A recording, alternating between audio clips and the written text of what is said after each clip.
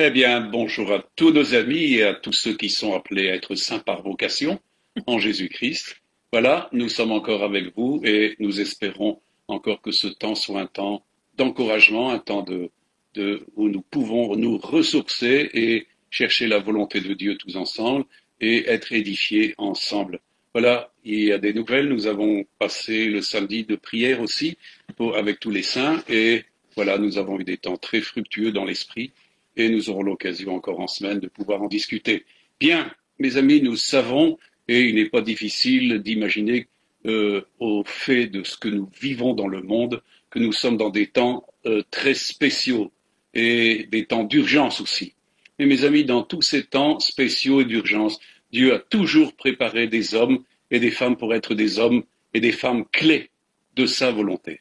Et ce plan divin est en train de se révéler progressivement et les acteurs de sa volonté bénis vont de plus en plus apparaître. Et c'est un petit peu tout cela que nous allons voir aujourd'hui. Vous savez, on sait que le but du ministère, par exemple d'Élie, c'était de ramener le cœur du peuple de Dieu, car Dieu avait choisi en Élie un homme humble qui savait l'honorer et sur qui il pouvait déverser une autorité absolument redoutable. Pour ceux qui sont lecteurs de la Bible, savent combien le ministère d'Élie a été très puissant. Et je crois que de nouveau, ce ministère d'Élie va être dispensé dans le monde pour ceux qui sont en train d'honorer Dieu depuis longtemps et qui ont marché fidèlement avec lui. Mes amis, vers quoi le monde se dirige-t-il? Eh bien, vers une mondialisation et son empire babylonien. Et nous savons que le monde appelle son chef, sa dictature, et on voit que toutes les structures de cette mondialisation se mettent en place d'une manière continuelle. Et voyez-vous, mais nous savons que nous avons du discernement par rapport à cela, et on a été avertis par les Écritures. Nous voyons les Écritures s'accomplir les unes après les autres, et on n'est pas du tout surpris de ce qui se fait. Bien au contraire, nous sommes pleins de force et pleins de courage et pleins de confiance. Amen. Alors, nous dirigeons vers quoi? Eh bien, les chrétiens se dirigent en tant que disciples vers l'enlèvement, la venue en gloire de Jésus, mais aussi les noces de l'agneau et par la suite, donc le renouvellement du royaume de Dieu sur la terre. J'ai reçu un courrier qui vient de la sentinelle de Néhémie et j'étais très interpellé parce qu'en réalité, le but, c'est se préparer au réveil. Mon appel repose depuis 1975 sur le fait d'être appelé à un réveil, à faire en sorte qu'un réveil se développe.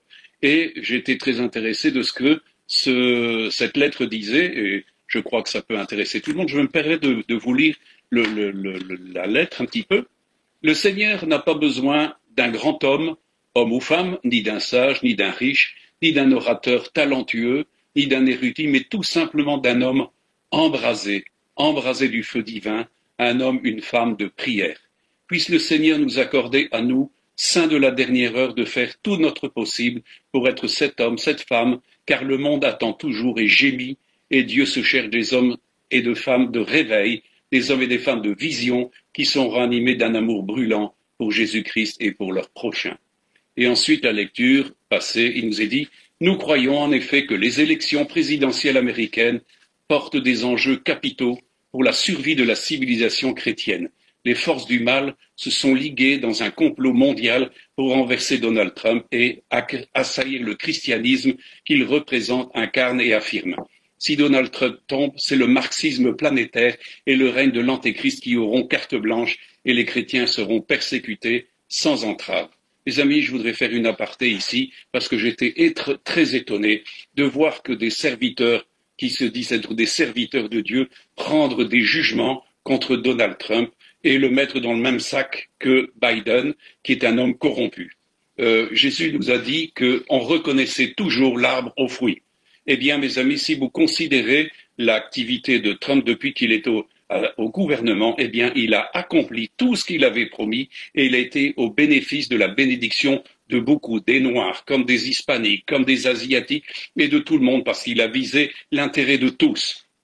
Alors, je ne comprends pas très bien comment des gens qui se disent pasteurs et serviteurs de Dieu prient contre cet homme et veulent voir arriver au pouvoir des hommes corrompus. Mes amis, c'est là où on est en train, pour certains, d'entrer dans l'esprit de Babylone plutôt que dans l'esprit d'Élie. Alors, mes amis, je continue cette lettre.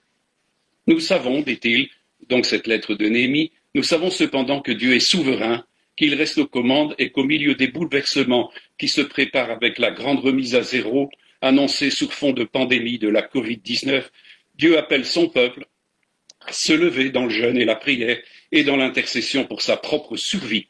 Comme du temps de la reine Esther, le méchant Haman avait élaboré un habile stratagème pour détruire le peuple élu. Mais les supplications de ce dernier dans le jeûne et la prière ont renversé les plans de l'ennemi et fait triompher les Juifs. Nous sommes dans un moment critique analogue. C'est pourquoi Dieu appelle instamment son Église à la repentance et à la prière. D'où la publication expresse de ce volume. Que Dieu, le souverain sacrificateur et le Rédempteur, lui donne un large écho et qu'il utilise pour susciter une prise de conscience dans la gravité de la situation parmi ses enfants pour amener les responsables spirituels et les hommes politiques et chrétiens sur leurs genoux et qu'ainsi une repentance nationale soit décrétée afin que les temps de rafraîchissement viennent de la part du Seigneur. Nous savons que les délais sont de plus en plus courts. Mes amis, il est important d'être dans cet esprit qu'avait Élie, cet esprit d'humilité qui permettait à Dieu de faire de lui un homme qui amenait un grand jugement et une grande délivrance pour le peuple. Pierre nous dit dans 1 Pierre 5, versets 1 à 11, il donne une exhortation. Voici les exhortations que j'adresse aux anciens qui sont parmi vous, moi, ancien comme eux, témoins des souffrances de Christ et participant à la gloire qui doit être manifestée. Paissez le troupeau de Dieu qui est sous votre garde, non par contrainte, mais volontairement, selon Dieu, non pour un gain sordide, mais avec dévouement, non comme dominant sur ceux qui vous sont échus en partage, mais en étant les modèles du troupeau. Et lorsque le souverain pasteur paraîtra, vous obtiendrez la couronne incorruptible de la gloire. De même, vous qui êtes jeunes, soyez soumis aux anciens, et tous dans vos rapports mutuels, revêtez-vous d'humilité, car Dieu résiste aux orgueilleux, mais il fait grâce aux humbles. Humiliez-vous donc sous la puissante main de Dieu, afin qu'il vous élève au temps convenable. Et déchargez-vous sur lui de tout souci, car lui-même prend soin de vous. Soyez sobres, veillez, votre adversaire le diable rôde comme un lion rugissant, cherchant qui il dévorera. Résistez-lui avec une foi ferme, sachant que les mêmes souffrances sont imposées à vos frères dans le monde. Le Dieu de toute grâce qui vous appelait en Jésus-Christ à sa gloire éternelle, après que vous aurez souffert un peu de temps, vous perfectionnera lui-même, vous affermira, vous fortifiera, vous rendra inébranlable. À lui soit la puissance au siècle des siècles.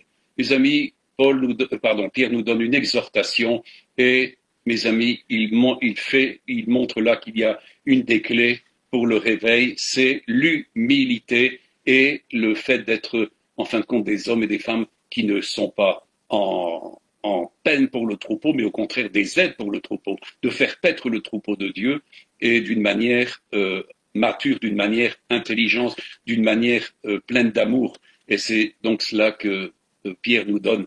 Et c'est certain que, mes amis, il parle ici que Dieu nous élève toujours au temps convenable. Vous savez, même Jésus lui-même, son Père lui disait, au temps de la grâce, je t'exaucerai. Il y a toujours un temps où Dieu intervient parce que les conditions qu'il attend de nous sont remplies. Et mes amis, moi, j'ai jamais vu des orgueilleux réussir. Par contre, l'humilité précède la victoire, tandis que l'orgueil précède la chute. Et donc, il est important, mes amis, que ça soit une des clés du réveil, c'est l'importance d'être humble dans toute situation. Dieu élève au temps convenable. Amen. Alors, comprenez, c'est une des clés. Marc nous parle encore dans le chapitre 10, versets 42-45. Jésus, il nous a dit, les appela et leur dit, vous savez que ceux qu'on regarde comme les chefs des nations les tyrannisent et que les grands les dominent. Il n'en est pas de même au milieu de vous, mais quiconque veut être grand parmi vous, qu'il soit votre serviteur, et quiconque veut être le premier parmi vous, qu'il soit l'esclave de tous. Car le Fils de l'homme est venu non pour être servi, mais pour servir et donner sa vie comme la rançon de plusieurs. Mes amis, ici, Jésus nous parle des grands qui dominent, des grands qui tyrannisent. Mes amis, bientôt les chefs des nations vont être réduits à l'impuissance avec la venue de Jésus. Et nous savons qu'ils vont être jugés un jour. Mais mes amis, il nous est demandé de ne pas être comme cela, mais au contraire de prendre l'exemple de Jésus, qui est venu comme étant le roi des rois, et pourtant il est venu pour servir. Et ça, je crois que c'est une clé essentielle du réveil qui vient, c'est d'être serviteur de tous. Amen. Et nous voyons, d'ailleurs Jésus, dans l'annonce que Paul donne du corps, il nous est dit que Jésus a placé chaque membre dans le corps qu'il l'a voulu, afin que chaque partie du corps ait la force et surtout vienne en synergie des uns et des autres. Et ça c'est une bonne compréhension du corps de Christ. Et dans ce temps-ci, Jésus est en train de restaurer son Église et cette synergie entre les membres va devenir de plus en plus active dans la prière, dans l'intercession, parce qu'il s'agit du corps qui combat. Et Dieu a besoin de combattants et nous savons que l'ennemi, au contraire, veut faire échouer tout cela. Alors, comprenez que la dimension de l'humilité et l'esprit de service est quelque chose de très important. Et je peux vous dire aussi que Satan aussi a des clés pour faire échouer le réveil. Eh bien, cette clé, c'est la convoitise qui conduit à la perte de l'onction et de l'autorité déléguée de Dieu. Pierre nous dira, dans 2 Pierre, chapitre 1er, versets 3 et 4, « Comme sa divine puissance nous a donné tout ce qui contribue à la vie et à la piété au moyen de la connaissance de celui qui nous a appelés par sa propre gloire et par sa vertu, lesquels nous assurent de sa part les plus grandes promesses et les plus grandes et les plus précieuses promesses, afin que par elles vous deveniez participants de la nature divine. » Et là, il termine en fuyant la corruption qui existe dans le monde par la convoitise. Comprenez que la convoitise est le début de l'effondrement. Aussitôt que la convoitise entre, eh bien, c'est la catastrophe. Alors, on comprend que l'Église doit se préparer d'une manière correcte. Et Paul nous dit dans 1 Timothée, chapitre 3, verset 1, et il parle à Timothée en lui disant « Afin que tu saches, si je tarde, comment il faut se conduire dans la maison de Dieu, qui est l'Église du Dieu vivant, la colonne et l'appui de la vérité. » Mes amis, l'Église est la colonne et l'appui de la vérité. Et il est bien certain que Dieu va toujours soutenir ce qui est de la vérité. Il est le Dieu de vérité. Amen. Mais nous savons aussi que l'esprit de ce monde est établi sur des colonnes. Alors je me permets de vous en parler aussi, parce que c'est ce qui détruit et qui a détruit des tas de ministères, qui a volé des onctions, qui a volé de l'autorité. Et en 1 Jean, Jean nous parle au chapitre 2, versets 15 à 17. « N'aimez pas le monde, ni les choses qui sont dans le monde. Si quelqu'un aime le monde, l'amour du Père n'est pas en lui. Car tout ce qui est dans le monde, la convoitise de la chair, la convoitise des yeux et l'orgueil de la vie ne vient pas du Père, mais vient du monde. Si le monde passe, et il nous est dit, et le monde passe, et sa convoitise aussi, mais celui qui fait la volonté de Dieu demeure éternellement. » Nous voyons ici 3 aspects, la convoitise des yeux, la convoitise de la chair et l'orgueil de la vie. Mes amis, à partir du moment où entre cet esprit-là, eh bien, c'est toujours la destruction. Nous savons que dans les cieux, eh bien, ça a toujours été le problème.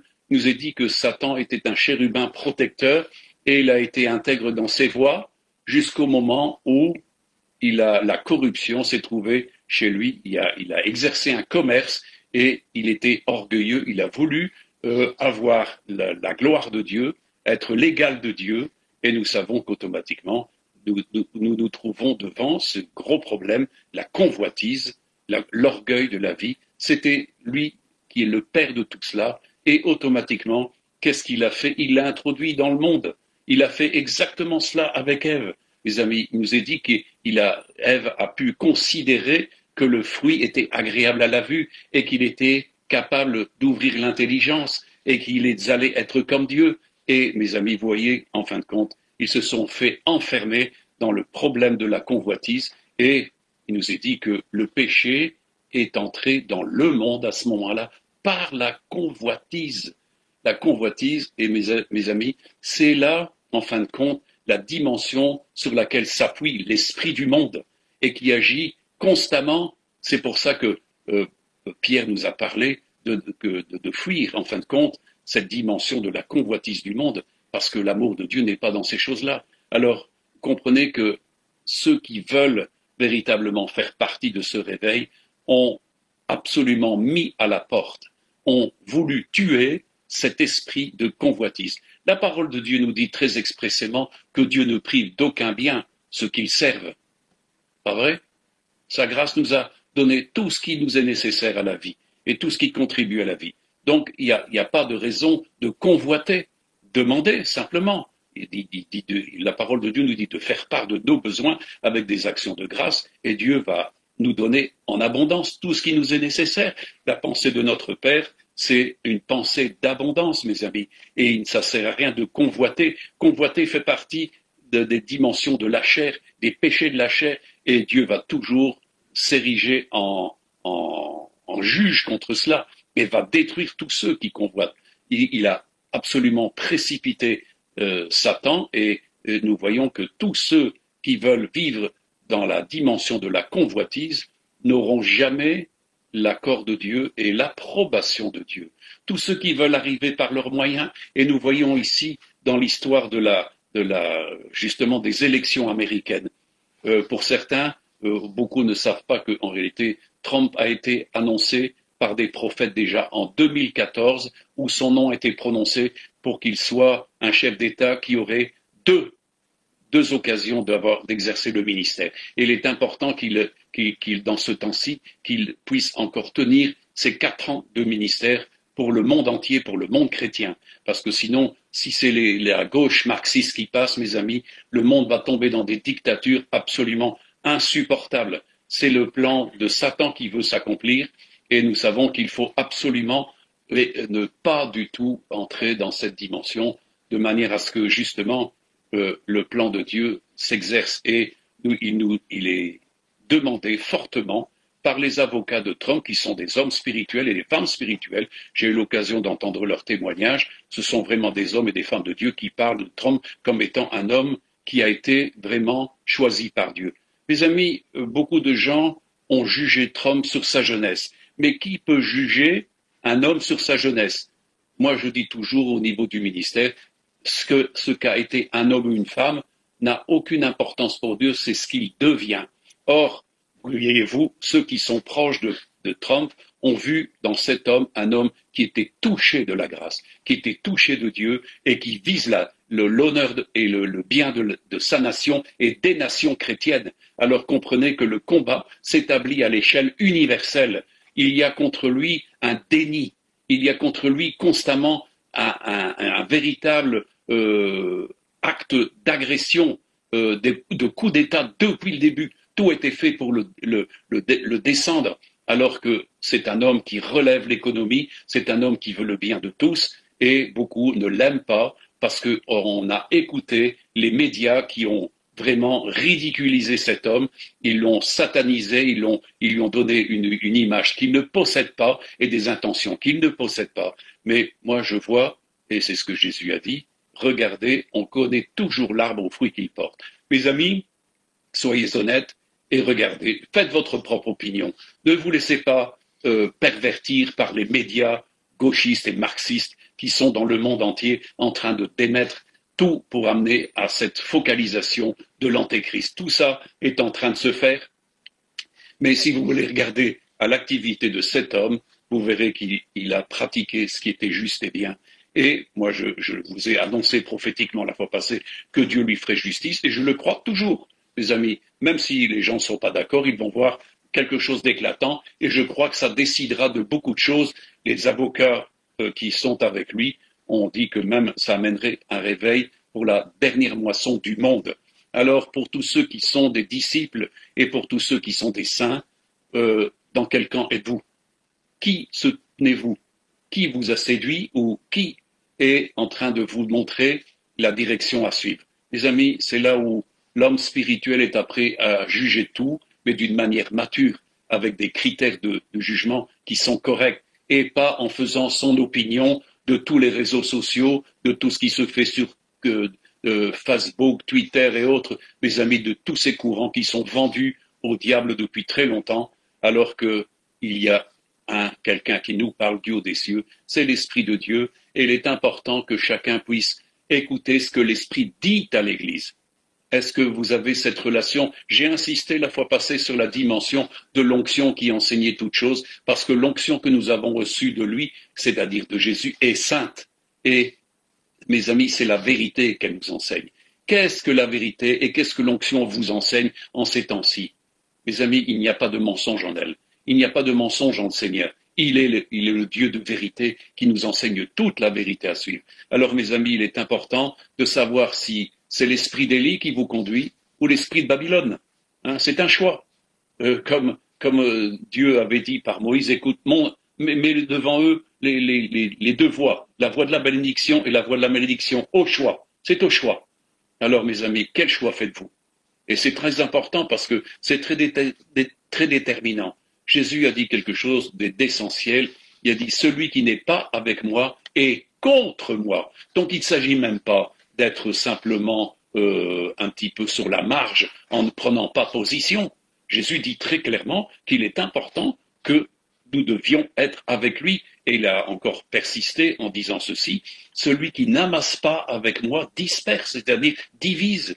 Donc, mes amis, ne soyons pas pris en faute ici, parce que nous avons un jugement altéré par l'information que nous recevons de gauche et de droite, mais soyons d'abord des hommes et des femmes matures qui ont un jugement établi par la parole de justice, un exercice de la parole de justice, un discernement constant des valeurs qui sont là et qui sont exercées, de manière à ne pas nous faire épingler dans des choses que Dieu réprouve dans l'esprit de ce monde. Alors, les amis, quel est l'esprit qui vous anime? C'est très important.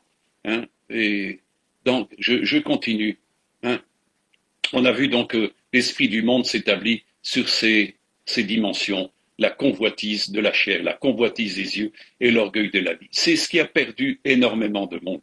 Mes amis, beaucoup de ministères ont été perdus, des ministères prophétiques, des ministères apostoliques. Mes amis, l'Église a été corrompue par toutes ces dimensions. Alors on comprend que dans la fin des temps, Jésus relève, il nous a dit qu'il va faire paraître devant lui une Église, une épouse sanctifiée, glorieuse, sans tache, sans souillure, et véritablement revêtue de fin lin qui sont les œuvres de justice des saints. Amen. Et les autres, ceux qui ne sont pas saints, ne savent pas pratiquer la justice de Dieu. C'est une hérésie, c'est une chose impossible à faire. Mais tous ceux qui sont saints sont appelés justement à cette vocation de pratiquer tout ce qui est juste, et surtout dans ces temps-ci, dans ces temps très critiques, de savoir où nous nous trouvons et avec qui nous marchons et dans quel esprit nous le faisons. Amen. Alors, mes amis, c'est très important. Mais je peux vous dire une chose, c'est que, avant d'aller plus loin, dans les débuts de mon ministère, on était en formation avec Roby et d'autres ministères qui étaient en formation pastorale. Peut-être certains se reconnaîtront. Nous étions dans le centre de la France et lors de certaines circonstances, on m'a demandé, en fin de compte, puisqu'il y avait plusieurs pasteurs qui devaient faire un exposé de différentes choses, eh bien, on m'a demandé de prêcher sur la dimension de l'autorité. C'était une chose que je n'avais pas encore véritablement compris, vu, expérimenté. J'étais encore un petit peu néophyte dans le fait de comprendre tout ce qui était impliqué dans le fait de l'autorité. Aussi, quand on m'a demandé de le faire, je voulais avoir l'avis de Dieu. Je pense que c'est ça qui est essentiel. Et donc, je suis allé dans ma chambre, c'était au D'Artagnan, pour ceux qui étaient avec nous, et donc je me suis allongé sur mon lit et j'ai dit, Saint-Esprit, qu'est-ce que tu as à me dire sur l'autorité? Et là, je peux vous dire une chose, c'est que j'étais plongé dans une vision et j'ai vu, en fin de compte, un fossé où était jetée dans la boue et dans le sang une pièce qui représentait la valeur de l'autorité. Cette valeur, bon, je place ça comme étant une grosse pièce en or. Et donc cette pièce était jetée là et elle était entachée de boue et entachée de sang. Mais un filet d'eau venait pour la laver et de manière à lui rendre son éclat. Et le Seigneur m'a donné à comprendre qu'en fin de compte, l'autorité, c'était quelque chose que lui-même avait exercé. C'était les choses que les apôtres, à un moment donné, ont exercées. Pourquoi? Parce qu'ils avaient l'onction, parce qu'ils avaient cette délégation. Il n'y a rien à faire, comme Jésus et Paul le dit, dans la construction de l'Église, dans la formation de l'Église. Il donne une force absolument mesurée pour chacune des parties. La force qu'il convient à chacune de ces parties, c'est-à-dire une part d'autorité qui est spécifique à chaque membre, mais tous ces membres étant réunis, ils font le ministère du corps qui représente une autorité divine sur la terre, et ça c'est important, l'Église est la représentante de Dieu, mais il faut bien dire une chose, c'est que si nous voulons considérer les dimensions de l'autorité, si nous regardons l'histoire de l'Église, et nous verrons que, en réalité, si nous prenons simplement l'Inquisition, qui a été vraiment le martyr de plus de 50 millions de personnes, c'était dans le sang, dans la brutalité. Les guerres de religion ont entraîné des conditions exécrables, mes amis, et on peut dire que l'autorité qui avait été déléguée a été jetée dans la boue et entachée de sang partout. On a usé d'autorité pour faire énormément de tort. Mes amis, Jésus n'a jamais usé de son autorité pour faire de tort à qui que ce soit, mais il agissait avec une excellente autorité. Mes amis, l'autorité ne nous a pas été donnée pour dominer et faire du mal, mais pour faire du bien, pour remplir les desseins de Dieu qui sont des desseins de compassion, de miséricorde, d'amour, et de véritable affection et de désir de donner et de donner un héritage, pas de diviser, pas de créer des problèmes aux autres, mais au contraire d'être un agent de bénédiction en tout temps. La parole de Dieu nous dit d'être parfait comme notre Père céleste est parfait, d'être bon comme il est bon. Mes amis, mais si nous regardons l'histoire de l'Église et des histoires religieuses dans le monde, tout le monde religieux est entaché de sang, et on peut dire que toute forme d'autorité est traînée dans la boue, est traînée dans des choses qui sont absolument exécrables. Alors vous comprenez que Jésus veut relever maintenant un reste qu'il prépare pour des temps très spéciaux et à qui il va remettre du nouveau une autorité. Mais mes amis, ça ne peut pas être donné à n'importe qui. Ça ne peut pas être donné à des gens qui convoitent. Tous ceux qui ont eu à cœur d'avoir de l'ambition par eux-mêmes et de convoiter, ça s'est toujours très mal terminé. Nous voyons l'histoire d'Aaron et de Marie, par exemple, ils ont convoité d'être l'égal de Moïse, ça a tourné court. Les fils de Corée, ça a tourné court. Nous voyons que tous ceux qui ont convoité, eh bien, n'ont jamais été approuvés de Dieu, mais au contraire, ont reçu des jugements de Dieu. Dieu ne peut jamais approuver la convoitise et l'orgueil de la vie, comprenez? Il est important de rejeter toutes ces dimensions-là pour être en accord et recevoir ce que Dieu, dans sa grâce, nous a accordé. Dieu ne vous donnera jamais la part d'un autre et il ne donnera jamais à un autre la part qu'il vous a réservée pour vous. Amen. Alors c'est inutile de convoiter. Dieu a un héritage bien pensé, bien équilibré, selon la force que Dieu veut donner à chacune des parties. Et je crois que cette dimension va être de plus en plus corrigée et Dieu va ramener vraiment des hommes et des femmes d'autorité pour ce dernier temps de la grâce où nous allons encore travailler à la moisson de Dieu. Et ça, c'est merveilleux. En parlant de ces choses-là, je reçois absolument l'approbation du Saint-Esprit. Je vous le dis parce que c'est du direct et on est en relation avec le Saint-Esprit et il approuve ce qui est de lui. Et donc, il est important que Dieu ne va jamais approuver des hommes et des femmes qui ont convoité des ministères. Vous savez, on s'est trouvé beaucoup dans des cas d'autoproclamation de ministères. Mais mes amis, les ministères, ce sont des dons de Christ à l'Église, de même que les dons spirituels, l'Esprit Saint les dispense comme il le veut à chacun, comme il le veut. C'est une décision divine. Ça n'a jamais été de décision d'homme. Mes amis, j'ai toujours été très surpris qu'on puisse donner des ministères avec des diplômes simplement parce que des gens ont décrété que vous étiez apte à faire le ministère. Mes amis, c'est qui approuve? C'est qui nomme? C'est Dieu, c'est Jésus. C'est important, il faut en revenir au système biblique, au système où Dieu choisit. C'est Dieu qui choisit et ce n'est pas des hommes qui établissent. Le gros danger, c'est d'être sponsorisé par derrière et là vous êtes dans un système babylonien. Nous ne sommes pas dans l'appel que Dieu adresse à des gens. Et ça, mes amis, si nous sommes appelés, croyez bien que si vous êtes appelés, vous allez passer par l'épreuve. Et c'est là où, en fin de compte, l'humilité finira par être dans votre vie. Et tout ce qui est arrogance, tout ce qui est orgueil, tout ce qui est convoitise, eh bien, ça va être dépouillé de votre vie pour, en fin de compte, être épuré. Et je crois qu'il y a un temps qui est là, qui vient pour des hommes et des femmes qui ont été épurés, préparés pour ce temps si particulier, pour cette finalité du temps de la grâce. Amen. Alors, mes amis, je voudrais aller un peu plus loin, parce que Jésus nous a dit, hein, et ça c'est un sérieux avertissement, dans Matthieu 26, 41, veillez et priez afin que vous ne tombiez pas dans la tentation. L'esprit est bien disposé, mais la chair est faible. Et Jacques nous parle de la bonne gestion de la tentation. Parce que, mes amis, la tentation, elle est là. On sait que Satan est là comme un loup cruel, cherchant qui il va dévorer, un lion cruel. Et mes amis, la tentation, elle est là. Jésus a été tenté. Mais il faut gérer cette tentation. Lui-même l'a dit, hein, veillez et priez afin que vous ne tombiez pas dans la tentation. L'esprit est bien disposé, mais la chair est faible. Les amis, qu'est-ce qu'il nous a enseigné dans notre Père? Eh bien, justement, c'est de pouvoir résister à la tentation qui viendrait sur nous. Et Jésus a dit à tous ceux qui vont garder ma parole, eh bien, je les aiderai au moment où la grande tentation qui viendrait sur le monde, la grande convoitise qui est là et qui est en train, où beaucoup de gens sont en train de céder, beaucoup de ministères sont déjà inféodés à la mondialisation, ne comprenant pas et entrant dans le principe de l'écuménisme qui est une Babylone spirituelle. Mes amis, c'est très important. Jacques nous dit quelque chose là-dessus sur la bonne gestion de la tentation. Jacques 1, versets 12 à 15, il dit « Heureux l'homme qui supporte patiemment la tentation, car après avoir été éprouvé, il recevra la couronne de vie que le Seigneur a promise à ceux qui l'aiment.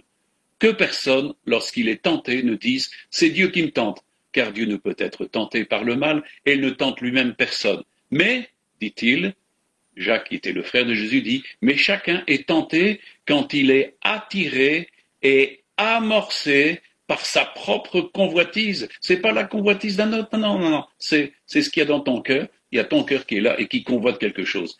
Puis, il dit, au verset 15, « Puis la convoitise, lorsqu'elle a conçu, enfante le péché, et le péché étant consommé, produit la mort. » Mes amis, c'est ce qui est arrivé à nos premiers parents.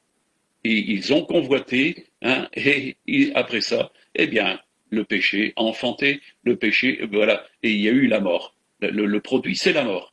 Hein, l'homme qui pêche, c'est l'homme qui meurt. Amen. Alors, mes amis, je voudrais prendre un exemple qui est quand même un exemple clé.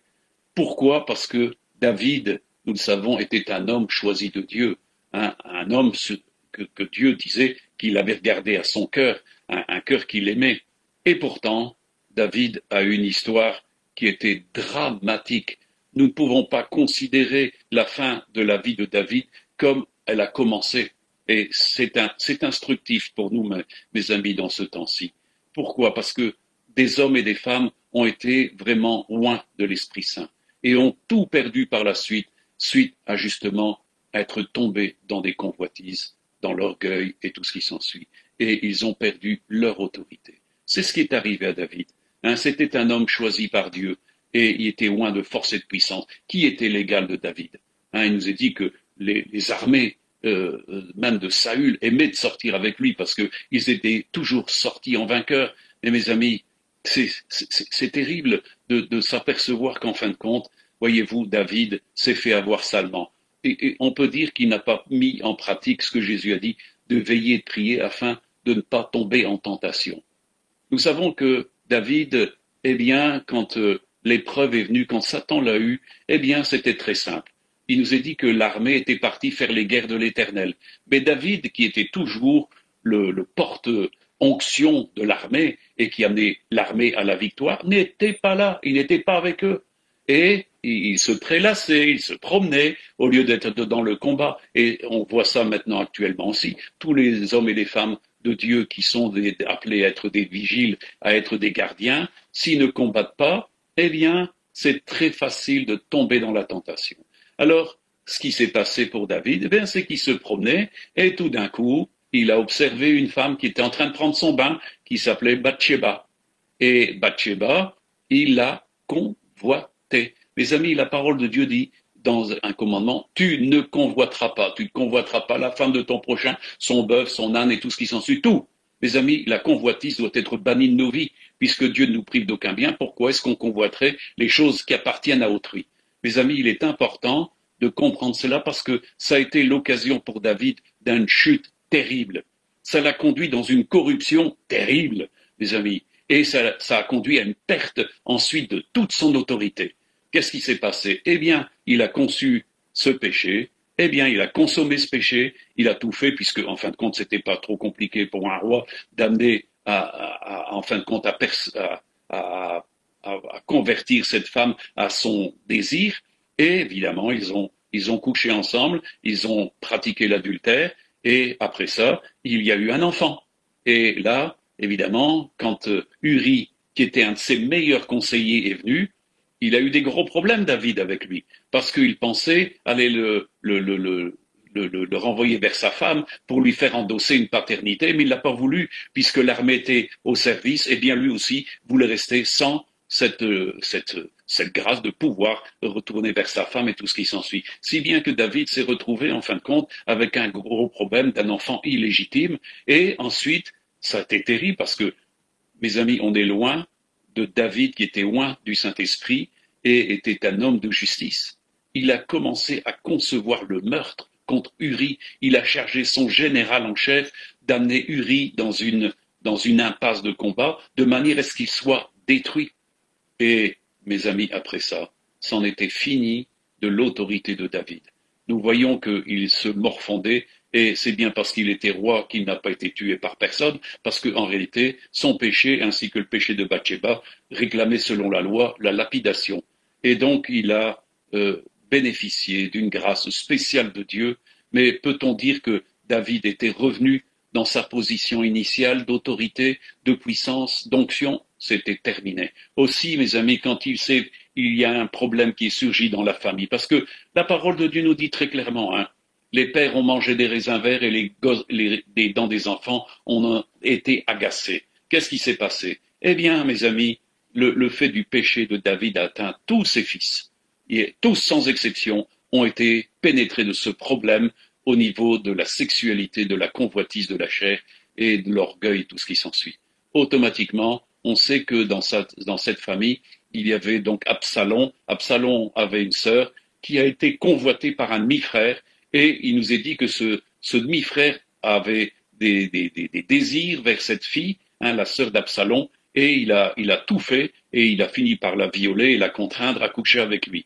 Si bien que, en fin de compte, c'était l'abomination pour cette femme. Elle se sentait complètement vidée de dignité, tout ce qui s'ensuit. Et évidemment, Absalom a vu l'action de David qui n'a pas réprimé cela. Et qu'est-ce qui s'est passé? Il a tué cet homme, et ensuite, il a fait tout un exercice, et nous le savons que ce travail, ça a duré pendant 20 ans, où Absalom a voulu s'entourer de gens de mauvaises conditions, et même être reconnu par un sacrificateur qui n'était plus en grâce de Dieu, mais pour se faire reconnaître comme roi en Israël, comme roi de justice. Pourquoi? Parce que David était dans l'incapacité d'exercer de la justice. Mes amis, il y a eu un coup d'État qui a duré pendant 20 ans. David a dû fuir son palais, il a dû fuir avec tout, et il a dû laisser ses concubines que, en fin de compte, Absalom a pris. Nous voyons que tout cela s'est terminé, en fin de compte, par la mort d'Absalom. Mais, mes amis, par la suite, ça a été la même chose avec Adonijah. Adonijah a créé aussi un coup d'État. Il a voulu aussi se faire reconnaître pour roi en passant outre de la décision de David. Il a fallu qu'il y ait toute avec Nathan, avec le prophète Nathan, qu'il y ait une restauration, parce que sinon, Salomon n'aurait jamais été honoré comme roi, reconnu comme roi. Nous voyons que, en fin de compte, David avait perdu son onction, perdu son autorité. Et mes amis, c'est toujours ce qui se passe quand, en fin de compte, on entre dans les problèmes de la convoitise. On perd toute son autorité. Il n'y a plus d'onction. Et donc, voyez-vous, il est important ici que tous ceux qui ont été intègres le soient encore. Dieu se cherche des hommes et des femmes fidèles, des hommes et des femmes intègres qui ne plient pas le genou. Amen.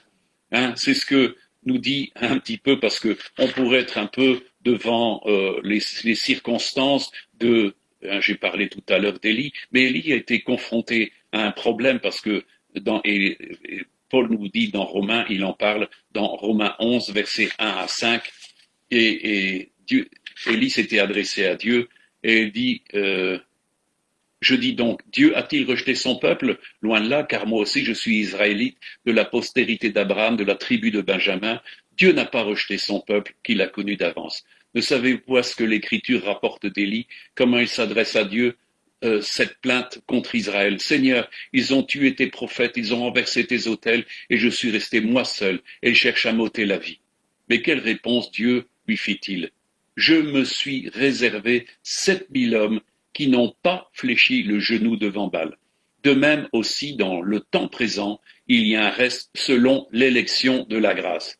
Alléluia! Il y a un reste selon l'élection de la grâce, aussi bien en Israël que parmi les païens, parmi les églises des gentils. Mes amis, Dieu s'est réservé des hommes. Amen. Et il va les mettre en faction. Il va les lever maintenant, et ce sont des hommes qui prient, qui intercèdent et qui savent se tenir avec leurs frères et leurs sœurs dans la prière de manière persévérante, justement pour voir le plan de Dieu se faire. Dieu nous a appelés à la prière, à l'intercession et au plaidoyer afin de décréter les voies de Dieu ici. C'est une dimension prophétique et d'autorité qui est déléguée à son peuple et c'est important. Dieu se cherche encore des hommes et des femmes qui n'ont pas fléchi le genou devant Baal, c'est-à-dire devant Babylone, devant l'esprit de Babylone, devant l'esprit de ce monde, mais qui sont remplis de l'esprit qu'animait Élie, de manière à rester fidèle à Dieu et à l'honorer dans tout ce qu'il a fait, dans tout ce qu'il peut faire. Amen. Est-ce que vous comprenez l'esprit de ce temps? Est-ce que vous comprenez ce qui se passe ici? Mes amis, c'est criant de vérité, mais certains ne voient même pas le mal qui se fait. Ils sont comme absolument aveugles, ils ne comprennent pas les intérêts. Et certains sont là à considérer et à spéculer sur le fait que l'un tombe ou l'autre réussisse, alors qu'il est important de comprendre où se trouve le camp de Dieu et ceux qui sont le camp de Dieu. Mes amis, j'ai vu combien de fois des hommes qui s'appelaient être des hommes de Dieu, en fin de compte, faire des mauvais choix et écouter des mauvais conseillers, d'écouter des médisances, des calomnies et en fin de compte critiquer d'autres serviteurs de Dieu. On n'est pas appelé à faire ça. Mes amis, le temps n'est pas au jugement des autres, mais à nous tenir justement sur la brèche avec nos frères et nos sœurs dans ce temps-ci pour justement que ce réveil puisse agir. Mes amis, Dieu veut un réveil. Moi, j'en étais convaincu quand Dieu m'a appelé en 75, quand il m'a appelé pour ce réveil, j'étais dans une boule de feu qui ne m'a pas quitté pendant des semaines. Et je peux vous dire que le projet de Dieu subsiste. Dieu ne se repent ni de ses appels, ni de ses dons. Maintenant, des tas de gens ont été appelés. Des tas de gens auraient pu entrer dans ce réveil, mais se sont trouvés indignes d'y avoir part. Moi, je crois que Dieu, justement, lève un peuple qui va remplir cette dignité, des hommes et des femmes fidèles qui n'ont pas plié devant l'esprit de ce monde, devant la convoitise, l'orgueil de la vie et tout ce qui s'ensuit, et qui sont restés des hommes et des femmes humbles, intègres, qui se laissent lever au temps de Dieu et qui marchent avec Dieu dans l'humilité, dans la bonté, dans la justice, dans la vérité, dans la sainteté, et qui sont des véritables modèles. Mes amis, Dieu est en train de faire une sélection et marquer de son sceau des hommes et des femmes. Alors puissiez-vous être véritablement ces hommes et ces femmes que Dieu cherche. Il y a un reste selon l'élection de la grâce. Et on a déjà fait des études chez nous au Centre Vie Chrétienne sur la dimension du principe du reste. Et Dieu est en train de lever ce reste. Des hommes et des femmes intègres, des hommes et des femmes qui ont mis la vérité véritablement comme socle de leur vie, tout le fondement de Christ. Et là, ils sont bâtis là-dessus et n'en sortent pas. Et ne se laissent pas faire par l'esprit de ce siècle, qui est un esprit de calomnie, de jugement, de critique et de spéculations diverses, de convoitises diverses, mais qui veulent rester dans cette intégrité, dans la loyauté et dans la gratitude de ce que Dieu a fait pour eux. Mes amis, c'est un des aspects de la vie actuellement, c'est que beaucoup ne sont déloyaux et ingrats. Moi, je suis toujours étonné de voir que on a pu toucher pendant, moi, ça fait plus de 45 ans de ministère maintenant, et j'ai vu des tas de gens être bénis, être délivrés, être guéris, être nantis de toutes sortes de choses, et se détourner de Dieu d'une manière écœurante, alors que Dieu leur avait tout donné, et mal parler de Dieu. Et mes amis, personnellement, je ne voudrais pas être dans la peau de ces gens-là. Mais il y a des hommes et des femmes qui sont fidèles et des hommes et des femmes qui ont un grand respect de Dieu, une grande crainte de Dieu et qui sont reconnaissants à Dieu et qui marchent avec amour, qui marchent avec ce sens de la redevabilité et dans l'espoir de pouvoir faire la volonté de Dieu. Et je crois que cette élection de la grâce, de ce reste, il est là et Dieu est en train de l'appeler et à se tenir dans la prière, dans le jeûne, dans l'intercession, de manière à ce que le plan de Dieu se fasse. Mes amis, Dieu déjà du temps d'Ézéchiel, il le disait, je cherche un homme pour intercéder, mais je n'en trouve pas. J'ai eu l'occasion plusieurs fois de parler sur la nécessité, avec Loren Cunningham et tout ce qui s'ensuit, quand Dieu ne trouve pas d'intercesseur, l'ennemi fait ce qu'il veut. Il n'y a rien à faire. Et il a dit à Jésus, tu vois ces royaumes et ces richesses, je les donne à qui je veux, c'est-à-dire à tous ceux qui se prosternent et qui m'obéissent. Mes amis, à qui obéissez-vous? À l'esprit de Dieu ou à l'esprit de Babylone? Automatiquement, si vous êtes dans l'esprit de Babylone, vous servez le Dieu de Babylone, et ça, c'est Satan. Et là, vous êtes un de ses disciples. Mes amis, Jésus va balayer bientôt tout ce que vous voyez en train de se faire. Et c'est pour ça que j'ai déjà prêché là-dessus. Tous les royaumes qui sont sous les cieux seront donnés au peuple des saints. Vous savez, on parle que maintenant on est observé pour savoir si on est complotiste. Mais les chrétiens, en réalité, ce sont depuis l'origine des grands complotistes. Parce qu'en réalité, ils se sont levés contre toutes les tyrannies et devant toutes les dimensions des gens qui ont été et qui ont pratiqué le mal contre les dictateurs de ce monde. Pourquoi? Eh bien, simplement parce qu'il y a un royaume de justice, un royaume de droiture, un royaume où l'amour et la paix règnent, vient. Et en ça, nous sommes des complotistes. Alors, moi, ça ne me dérange pas d'être nommé complotiste, et faisant partie d'une secte, puisque c'est en fin de compte la secte du Nazaréen, et de tous les temps, on a toujours été conspués, on a toujours été regardés comme des rien du tout, mais c'est pas un problème. Moi, je marche avec mon Seigneur et je sais que l'Esprit de Dieu nous guide vers la fin et nous allons pouvoir, avec ce reste préparé par Dieu, finaliser véritablement ce que Dieu avait donné à Élie, de ramener le peuple de Dieu, le cœur du peuple de Dieu au cœur de Dieu. Et ça, c'est important. Nous sommes là pour un réveil. Est-ce que vous comprenez cela? Il est important que ceux qui ont compris la vocation d'un Élie, c'est d'ailleurs pour ça que même Malachi avait annoncé qu'il amènerait Élie. Élie est celui qui a ramené le cœur du peuple vers Dieu, vers les cœurs des pères vers les fils et le cœur des fils vers les pères. Et ça, c'est important. C'est une restauration complète d'une structure que Dieu a voulu, qui est une structure familiale où Dieu est le chef, où Dieu est celui qui règne au milieu de tout cela. Alors, mes amis, l'esprit de Babylone ou l'esprit d'Élie? Amen. Alors, je vous lirai encore un petit passage dans Ésaïe 26, les versets 2 à 4. Ouvrez les portes, laissez entrer la nation juste et fidèle. À celui qui est ferme dans ses sentiments, tu assures la paix, parce qu'il se confie en toi. Confiez-vous en l'Éternel à perpétuité, car il est l'Éternel est le rocher des siècles. Amen.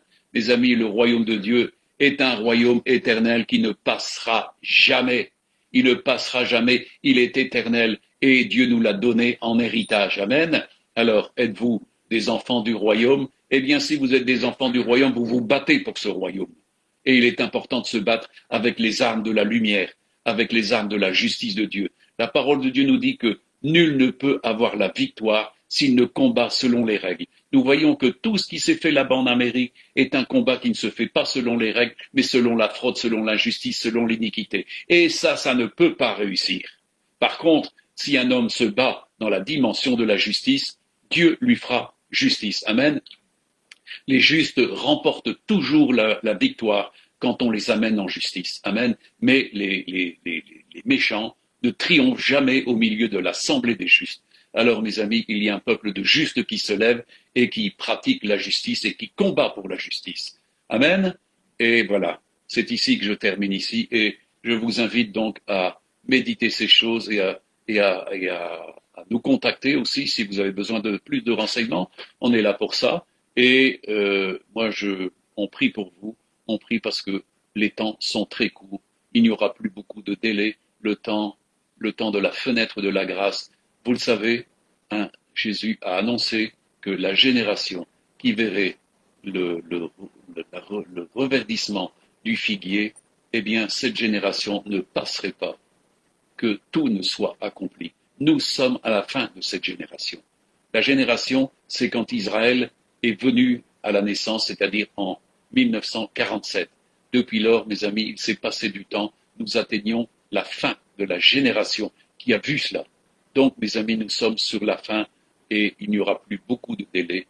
Le temps qui nous est resté, qui nous reste, est un temps à mettre au profit pour justement permettre encore des hommes et des femmes de trouver le cœur de Dieu et d'être des véritables, comme je l'ai enseigné la semaine passée, des ambassadeurs plénipotentiaires du royaume qui savent parler du royaume d'une manière correcte. Comme Jésus l'a dit, celui qui est instruit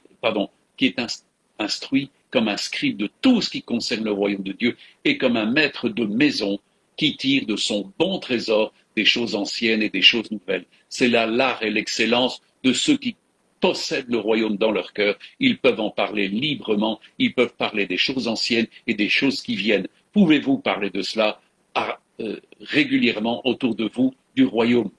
La parole de Dieu nous dit très clairement, et c'est Jésus qui le dit, la prédication du royaume de Dieu sera annoncée jusqu'au bout du monde, ensuite viendra la fin. Nous sommes à la fin et nous sommes dans l'obligation encore, parce que Dieu nous presse, d'enseigner encore, de prêcher le royaume de Dieu et la grâce de Dieu au travers de son Fils, qui est le roi de ce royaume. Amen. Voilà, que le Seigneur vous bénisse et on attend vos retours. On est là pour ça et on prie pour vous tous. Amen. Tenons-nous dans la prière. Restons devant l'autel de prière. Amen. Moi, le Seigneur m'a permis de voir en vision ce qui se passait dans le temple, hein, et l'autel de prière qui est un autel de puissance. C'est un autel en or et c'est là où se tient l'ange qui reçoit les prières des saints. Amen. Alors, c'est le temps de remplir les coupes que tient l'ange afin qu'on puisse lui donner de l'encens et retourner cette coupe quand elle est pleine sur l'autel. Et alors là, mes amis, des choses puissantes se font. Amen. Alors, remplissons les coupes. Amen. Faisons tout pour qu'il règne. Amen. Que le Seigneur vous bénisse tous. Amen. Et bonne semaine.